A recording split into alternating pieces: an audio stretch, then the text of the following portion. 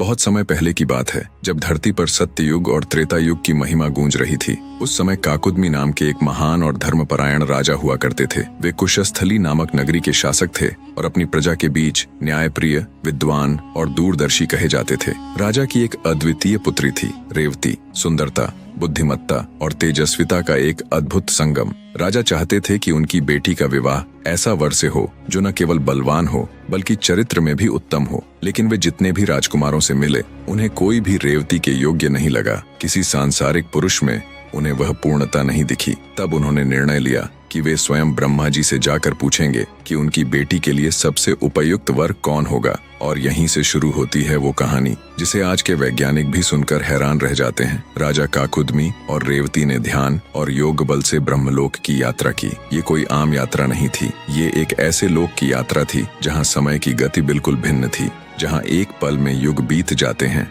जब वे ब्रह्मलोक पहुंचे, उस समय ब्रह्मा जी देव गंधर्वों के संगीत कार्यक्रम में लीन थे। राजा ने विनम्रता से प्रतीक्षा की और जब कार्यक्रम समाप्त हुआ तब उन्होंने ब्रह्मा जी से प्रश्न किया, हे ब्रह्मदेव, मैं अपनी पुत्री रेवती के लिए योग्य वर की तलाश में हूँ। आप कृपा करके बताएं कि कौन उपयुक्त रहेगा। ब्रह्मा जी मुस्कुराए और बोले, राजन, जब तुम यहाँ पहुँचे उस समय पृथ्वी पर सतयुग का अंत हो रहा था, परंतु जब तक तुम यहाँ रुके पृथ्वी पर 27 चतुर्युगी बीत चुके हैं। राजा काकुदमी स्तब्ध रह गए। जिस ब्रह्मलोक में उन्होंने कुछ ही समय बिताया था, वहाँ का एक कालखंड पृथ्वी पर हजारों वर्षों के बराबर हो चुका था। अब वे जिस पृथ्वी पर लौटने वाले थे वह बिल्कुल बदल चुकी थी। राजा ने घबराकर पूछा, अब मेरी बेटी के लिए कौन योग्य है? तब ब्रह्मा जी ने कहा, अब पृथ्वी पर द्वापर युग चल रहा है। भगवान विष्णु के अवतार श्री कृष्ण के बड़े भाई बलराम ही अब रेवती के योग्य हैं। राजा और रेवती दोनों ब्रह्मलोक से धरती पर लौटे, लेकिन जब उन्होंने धरती को देखा सब कुछ बदल चुका था। न वह पुराना नगर, न वो प्राचीन लोग। रेवती की कद काठी भी